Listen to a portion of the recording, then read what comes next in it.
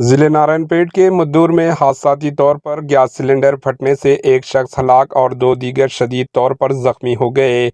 हादसा HP gas गोदाम में सिलेंडर मुंतकिल करने के दौरान पेश आया। इस हादसे में गोदाम में काम करने वाले नरेश की मौत हो गई और नवीन और दीगर शदीद जख्मी हो गए। दोनों की हालत तशवीशनाक होने की वजह से इन्हें इलाज के लिए महबूबनगर अस्पताल मुंतकिल किया गया। Bureau report, HN news.